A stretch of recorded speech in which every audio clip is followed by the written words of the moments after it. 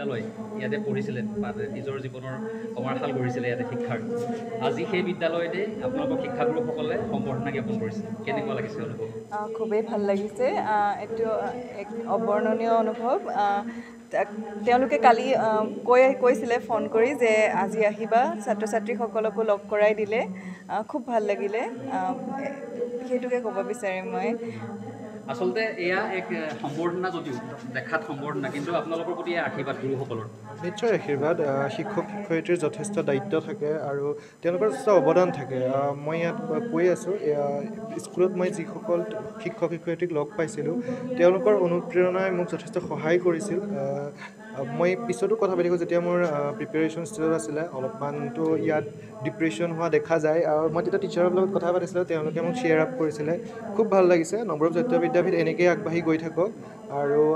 ভাল ভাল ছাত্ৰ ছাত্ৰী ইয়াৰ পৰাই ওলাওক মই সিমানখিনি ক'ব আৰু এটা কথা বাইদেৱে তেখেতে ক'লে যে মাধ্যম কেতিয়াও অন্তৰায় হ'ব নোৱাৰে উচ্চ শিক্ষাৰ ক্ষেত্ৰত সফলতাৰ ক্ষেত্ৰত কি ক'ব হয় সেইটো নিশ্চয় হয় কাৰণ মাধ্যমটো এটা ছাবজেক্টেই ন তোমালোকে চেষ্টা কৰিলে শিকিব পাৰা চ' মোৰ কাৰণেতো তেনেকৈ মাধ্যম ইমান হেঙাৰ হোৱা নাই কাৰণ মই চেষ্টা কৰিছোঁ যাতে মই ইংৰাজী আৰু অসমীয়া দুইটা মাধ্যমতে আগবাঢ়ি যাব পাৰোঁ দুইটা মাধ্যমতে মোৰ দখল থাকে আৰু মই ভাবোঁ যে মাধ্যম মোৰ কাৰণেতো হোৱা নাই চ' মই নিজৰ পাৰ্চপেক্টিভৰ মোৰ ফালৰ পৰা ক'লে মই ভাবোঁ মোৰ কাৰণে হেঙাৰ হোৱা নাই আজি তেওঁলোকক আপোনালোকে সম্বৰ্ধনা জনাইছে কেনেকুৱা অনুভৱ কি ক'ব আমি খুবেই সুখী এটা ভাবিব নোৱাৰা অনুভৱ কাৰণ মইতো আৰু বেছি গৌৰৱান্বিত কিয়নো মই দুয়োগৰাকীকে পঢ়াৰ সৌভাগ্য হৈছিলে গতিকে আজি মোৰ ছাত্ৰসকলৰ ছাত্ৰ ছাত্ৰীৰ সৌভাগ্যৰে আমি সৌভাগ্যৱতী হৈছোঁ আৰু লগতে আমাৰ জাতীয় বিদ্যালয়ৰ গৌৰৱ যে তেওঁলোক দুই অসমীয়া মাধ্যমত পঢ়িছে আৰু অসমীয়া ভাষা সাহিত্য চৰ্চা কৰি যে আজি এনেকুৱা এটা পৰ্যায় পাইছেগৈ সেইটো আমাৰ অসমীয়া মাধ্যমৰ শিক্ষাৰ্থীসকলৰ কাৰণে এইটো এটা আদৰ্শৰ বিষয় হৈ পৰিছে গতিকে আমি তেওঁলোকক লৈ গৌৰৱান্বিত আৰু আমাৰ নৱৰূপ জাতীয় বিদ্যাপীঠো সঁচাকৈ গৌৰৱান্বিত দেখা যায় যে সুখত আচলতে চকুপানী ওলায় আপুনিও তেনেকুৱা আৱেগিক হৈছে হয় এতিয়া জিন্টুৱে যিখিনি কথা কৈ আছিলে জিন্টুৱে কৈ থাকোঁতে মোৰতো মানে কেনেকুৱা লাগিছে মই ক'বই মানে ভাবিব পৰা নাইকিয়া মানে চকুপানী ওলাও হৈছে